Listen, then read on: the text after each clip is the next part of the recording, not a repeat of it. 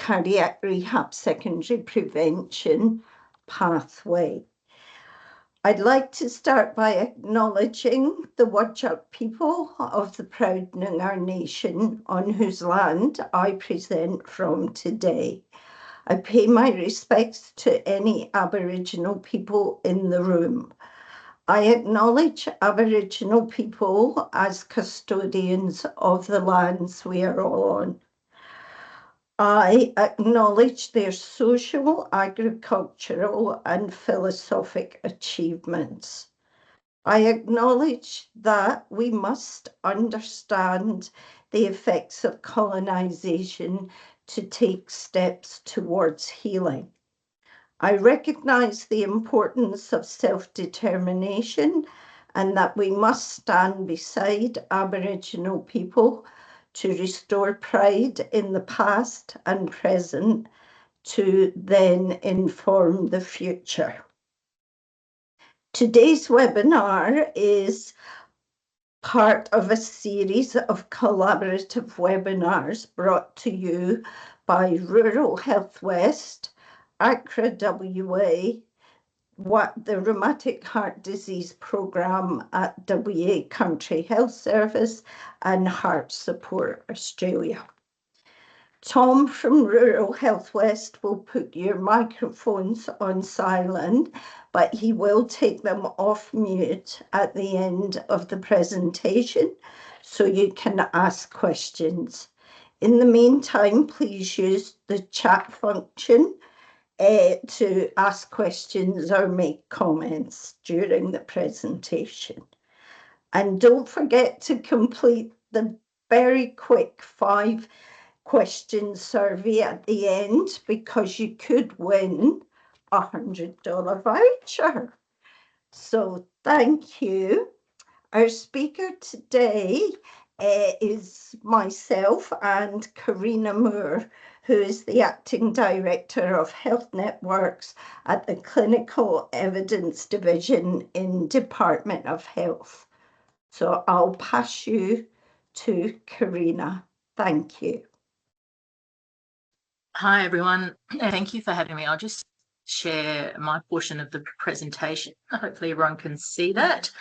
And I make advance apologies for the very noisy crowd I've got in the room next door to my office at the moment. I hope you can't hear that. I think it's the Chief Medical Officer. I'm not brave enough to. Nice gentleman, not brave enough to ask him to be quiet. I'm sure we'll manage. Just want to make it clear to everyone that I'm not a subject matter expert in this area. I do have a nursing background, largely working in emergency departments and hospital in the home programs. I currently have a non-clinical registration. So my portion of the presentation is not going to be from the perspective of a subject matter expert, but of a more general nature. And I'll ask you to think about these general comments I'm making and draw from your own expertise to link it back to cardiovascular health. Really grateful for the opportunity to speak with you today, and I thank Helen for all the work she's done in this area so far. Just trying to figure out how we advance the slides. Let's see, it was working 1 minute ago. I'm sure you know, but maybe the right arrow on your keyboard sometimes. Yeah, done. Good. I'll just figure it out. It was, the forward and back arrows were working 5 minutes ago. I'm not sure why. So anyway, not recognizing I'm speaking to experts, I think it's important to recognize that cardiac rehabilitation, which is typically delivered over 6 to 8 weeks, I believe, they've traditionally focused on supervised exercise, education, psychological support for people, and it's actually delivered in the acute phase of diagnosis or treatment. This is why in developing the pathway, we've considered cardiac rehabilitation and secondary prevention. There we go. Now my buttons are working. So there are many reasons why people have secondary myocardial infarction after cardiac rehab. I'm sure you could tell me more than I can share with you, and just reflect on those for a moment. And many of the things that we consider to be sort of patient not compliance or person sort of not engaging are actually not true. I think it's about promoting people to adhere to the cardiac rehab portion of their lifelong journey, and encouraging them to make those lifestyle factors that will improve their health over time. And this is because we know the evidence tells us that people are 10 times more likely to die from heart attack on the second episode rather than the first. So it kind of reinforces that need for lifestyle change, and the need for us as a system to support people to self-manage and be self-determining beyond the cardiac rehab phase. So there's lots of opportunities for this. The recovery is a journey, and as the 5 Ps in this diagram indicate, across the system, there are many, many opportunities to support people and enable them along a long road of recovery and health.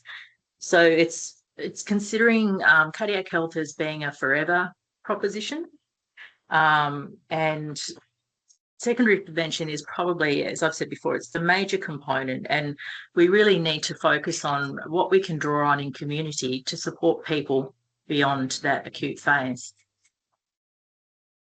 Within the Department of Health, we have a strong focus on equity of access. It's a major focus for the Director General and the Minister for Health at the moment. And we also recognise that there are people that need just a little bit more support than general. And within the department, there's a mandatory policy for any guideline or policy development to consider equity for Aboriginal people and equity impacts, and they come in the form of an Aboriginal impact statement and an equity impact statement. So whilst this applies to many cohorts of people, and it also applies to those who are recovering from cardiac rehab and engaging in secondary prevention, and really pleased to say that for this piece of work, the revision of the pathway, we've achieved adherence to the mandatory policy for both of those statutory impact statements. Barriers to success. As I alluded to before, we often sort of think about people not engaging and not so much digging just that little bit deeper to understand why people aren't engaging in these sort of post-acute phase activities. And it is largely due to cost, transportation issues, work schedules for themselves, but also for their caregivers, or for making arrangements around dependents in the family. So in health networks, we're working at an enterprise level as well as interagency level to increase community supports for consumers and carers. And it's actually the Department of Communities that's leading on writing a statewide strategy, and Health Networks is engaging in that activity. As we move people more and more from our acute settings into community, we do place more burden on support for people caring for themselves, but also for their carers, their family, their significant others. And it's really important that we support that whole ecosystem. So strategic drivers, I think most people by now would have heard of the Sustainable Health Review. It was developed in 2019. It has a range of enduring strategies and very broad recommendations that are attached to those strategies. So the strategic drivers for this piece of work lie within recommendations 10, 13 and 14. But there's also a really strong link to the recommendation 4, which is all about person-centred care and the patient experience of our care. So in the contemporary environment, we also refer to Premier Cook's priorities. He has he calls it the Little Black Book of Priorities for his term of government. And in health, the priority is to ensure that that people receive care that they need where they need it. So we also, whilst we still acknowledge the Sustainable Health Review, this access to healthcare we need and when we need it is actually the overarching focus of the current administration. The purpose of updating the cardiac rehab and secondary prevention pathway is to highlight the importance of cardiac rehabilitation and secondary prevention, and to provide an overview of evidence and policies that help guide the care for all West Australians and people with cardiovascular disease. So cardiac rehabilitation describes all measures used to help people with heart disease return to an active and satisfying life or lifestyle, whilst improving fitness and overall quality of life. This is focused on preventing the recurrence of cardiac events, involves medical care, control of biomedical and behavioural risk factors, psychosocial care, most importantly, education and support for self-management, as I've already mentioned. At the Primary Care Nurses Day, a live survey was conducted and demonstrated that primary care nurses are a cohort that feel underutilised in this space, in the provision of support for primary care. This is reinforced by a pilot project that Health Networks did. We engaged Deloitte Consultancy to work with us to consider improving access to Medicare items for primary care nurse practitioners. And certainly the outcomes of that pilot are indicating really strongly that there is an underutilised workforce there. And I think this is something that we can think about in the cardiovascular care space as well. And, you know, nurses who are competent to prescribe, nurses who are aware of where services are available and have opportunity to refer people as they come to their routine place of care, usually their general practice. So it highlights that the lived experience matters. People need to be meaningfully involved in their care and in all aspects of prevention of cardiac events. We know from many years of engaging with consumers and carers in the health network environment that most people prefer to be cared for at home or as close to home as possible. So for them, it means they're in their own environment, and if they can't be, then for those people that support them in their community, it's not far for them to travel to where they might be receiving that care. Really, really hard for those that live in the northern parts of our state in particular. So secondary prevention focuses on lifestyle practices that are initiated in a familiar environment. We know that if people start to engage in these practices in the environment that they live in every day, they're more likely to be embedded and they're more likely to initiate a sustained lifestyle change. So it's particularly true for those that part of our vulnerable groups cohort, particularly Aboriginal and coal groups. They thrive if we offer supports within their community. So just a little look at the future, with that lens in place. In the department, our contemporary commissioning practices for community-based services are to take a co-design approach. So we work very closely with the usually non-government organisations based in community, and in developing the grant agreements or the service level agreements, we work really closely with them to co-design what needs to be purchased.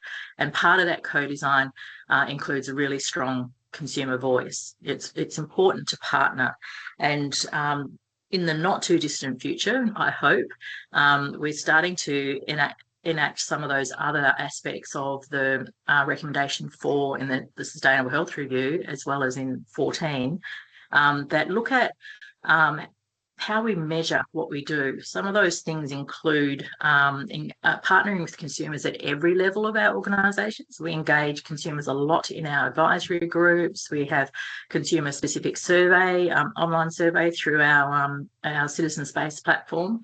But we actually want to move to the next level where there is a capability framework rather, for consumers and carers, where they can achieve skill sets that enable them to participate at boardroom or health executive committee level and engage with us at every level. On a one-to-one basis, we already collect some feedback information, but we want to ramp that up to include individual reporting of experience, and then the most impactful patient-reported outcome measures. So some of you would have heard of PREMS and PROMs. So we're working to develop a consistent patient-reported outcome measure across the system, not to discount the condition-specific measures, but to encourage a culture of clinicians and patients sitting together to do care planning about what outcomes that person actually needs. Sometimes they don't want the gold standard, they just want to choose parts of what we have to offer. And then at the end of the care episode, sit with people and have some deliberative measurement of whether those outcomes were achieved.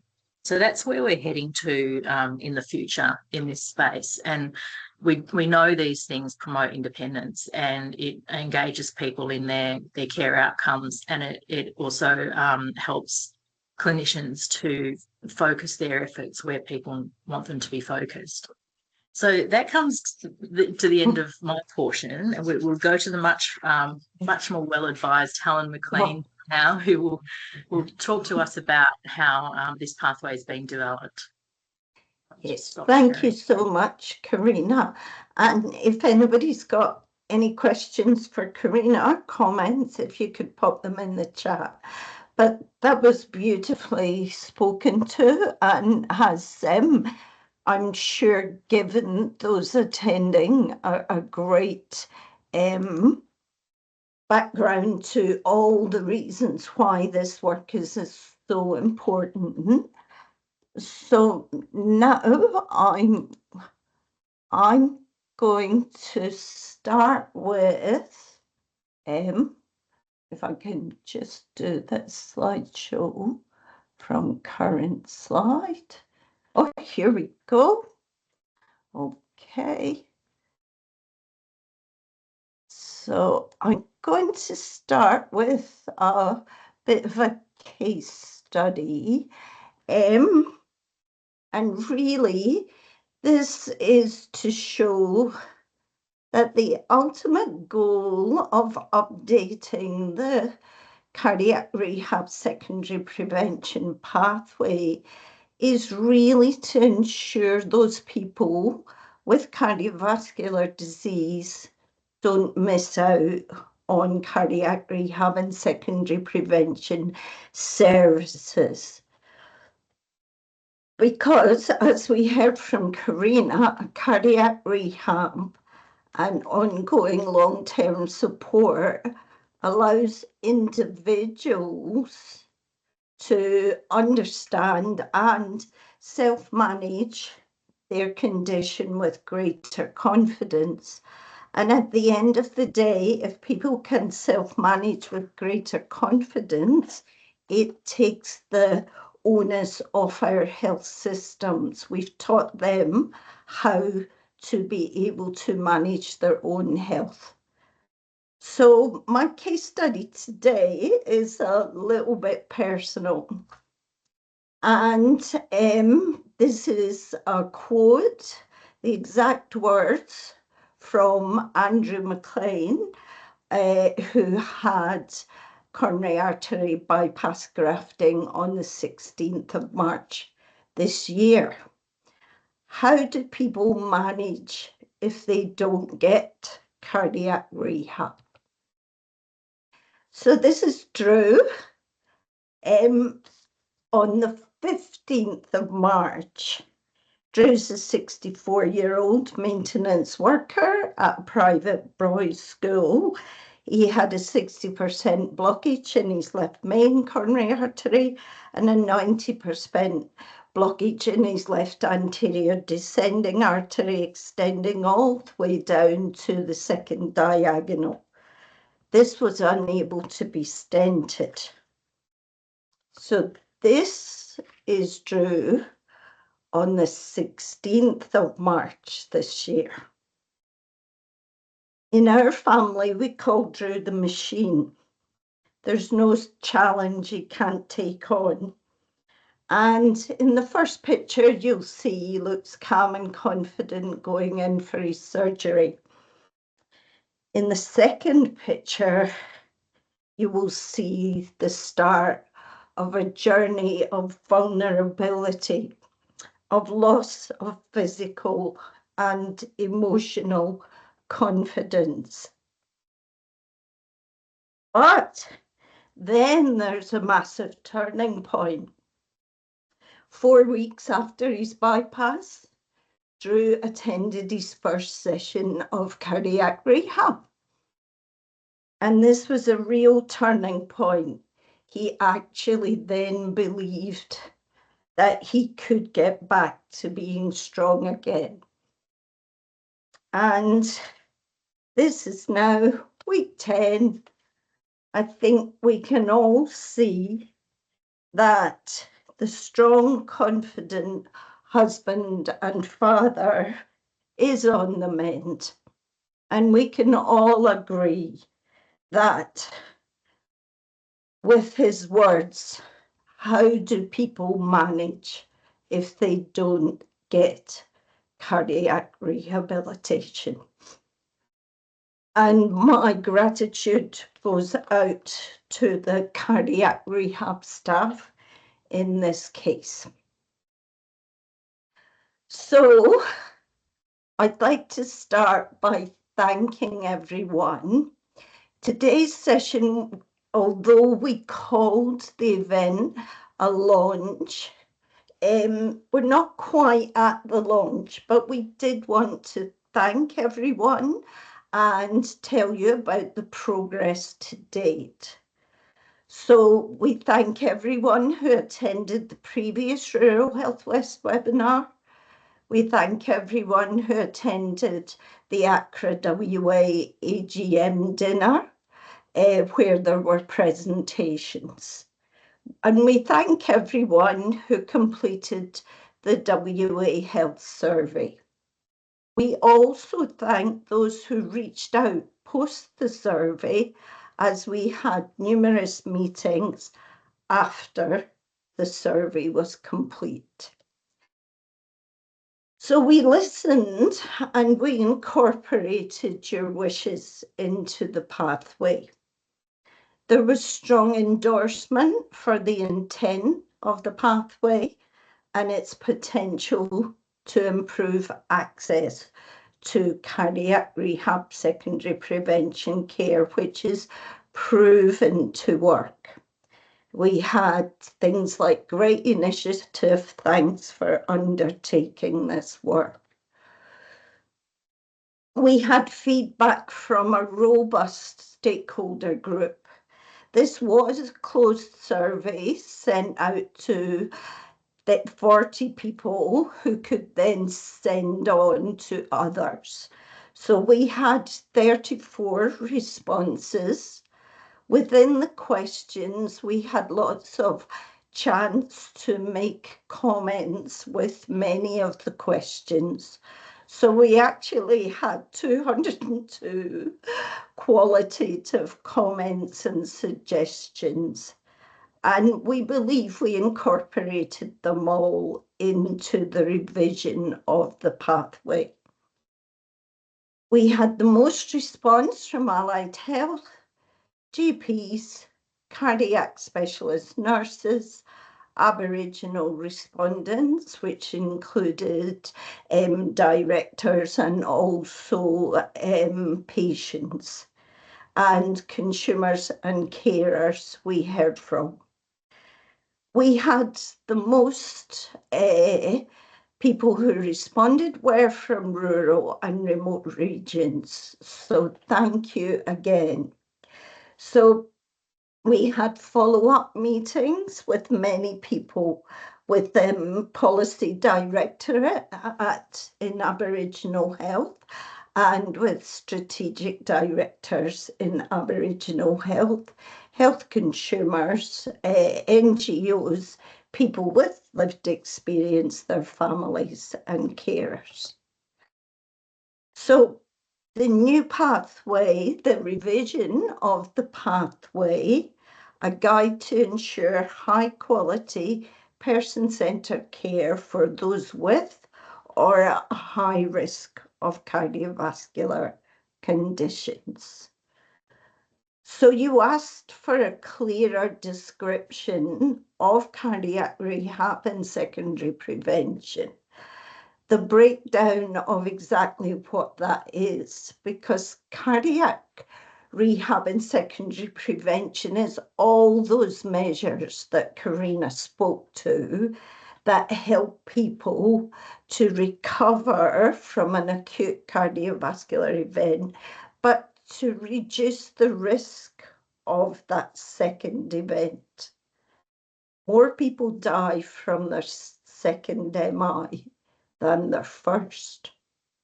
And there are many, many reasons why. So cardiac rehab is time limited, but it is just part of the component of cardiac rehab and secondary prevention. So secondary prevention is some of all that medical care, ongoing, lifelong, that pharmacological management and behavioral strategies that reduce your event over time. Karina spoke to the role of GPs and GP nurses and nurse practitioners. This is a role they would like to undertake. And if we see cardiac rehab as lifelong, this is a perfect scenario for those nurses to feel they can contribute well to people's recovery. So within the pathway, there is a call to action, previously called the pathway principles, and 76% of you asked that we include this within the pathway. So that's to ensure that cardiac rehab is standard care for all eligible patients. It needs to be person-centered, it needs to be flexible, it needs to collaborate. We just heard from Karina again how it is so important to collaborate and partner with people with lived experience at all levels of care. It needs to be equitable, respectful to cultural safety, and we need to tailor the services to address those disparities that happen, especially for First Nations people, for cold people, etc. We need to encourage communication and collaboration between geographic boundaries and between public, private, primary care and the hospitals, etc. If we really actually want people to have this lifelong secondary prevention. So you asked that we be very clear about who would benefit most. So you needed clarity around eligibility to certain programs. So we revised this list and we feel that this came from Heart Online, from the Heart Foundation, and so it's endorsed by them. You asked that we describe cardiac rehab and everything it entails in more detail. So we have now spoken to the phases, the inpatient, outpatient, home-based approaches, and maintenance programs. We had feedback from Aboriginal people, subsequent meetings with Aboriginal groups that requested cultural safety and governance be emphasised within this document. So we have included that. A recent document, which is still officially under embargo, by Dion Shalandra, Julie Redfern, and Robert Zekin et al. The core components has just been updated, and 94% of respondents overwhelmingly valued the inclusion of the core components so that everyone would know what cardiac rehab involves. The referrals and the clinician assist, Heart Foundation Service Directory and MAPA, you overwhelmingly asked for clear referral guidelines. We cross-checked and continue to work with WAFA and the Heart Foundation to ensure all the cardiac rehab services can be found in these directories. We had a section with more resources, which read resources to support your referral. You asked that we not make it sound that now I have to read all these things. So we minimized that list and just called it useful resources. Therefore, if you wish to learn more of the current evidence, it's there for you. 91% of respondents overwhelmingly endorsed the contact information and resources for consumers, carers and families was kept in the document. Those with lived experience, as Karina said, wanted to be involved in all aspects of the cardiac rehab secondary prevention pathway, and therefore the links to the Heart Foundation directory and MAPA, where they can find where there may be a service, are available to them, and other links, important links, are available for them. You wanted images for health consumers. I can be more helpful than lots of words on a page. So we're working with the design team at Communications Directorate at WA Health to develop these.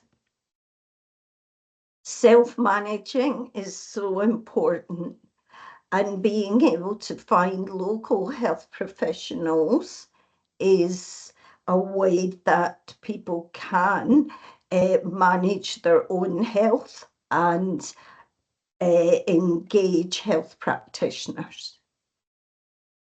You wanted to, consumers wanted to be able to find reputable information. We're in a world of information overload. We need to send people to the correct links to find the correct evidence-based information. So the consultation process, we thank you very much for being involved. Broad support for the pathway. Everyone confirmed the importance that it be clear, simple and flexible in supporting referrals and access to cardiac rehab services across WA. Incorporating your feedback strengthens the pathway usability. It improves equity of access for everyone and supports those better long-term outcomes for people living with cardiovascular disease. So we know that cardiac rehab works. Adhering to medications, treatment plans, and adopting healthy lifestyles is critical to avoid a second event. So we need to make it easy for clinicians to refer and easy for consumers to be able to find information and self-refer. So please make sure when the pathway is officially on the WA Health Network's website, that your patient doesn't miss out on this proven secondary prevention strategy. So I'll stop sharing, and if anyone has comments or questions, we would love to hear from you. I think Tom in the background will take you off mute.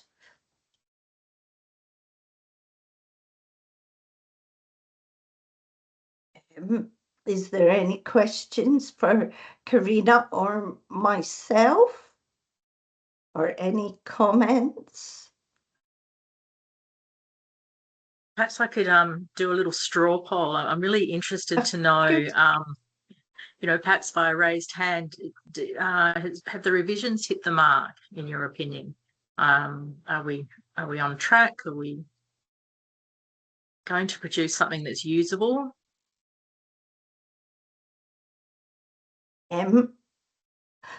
I might actually ask that if you could raise your hand if you completed the survey, because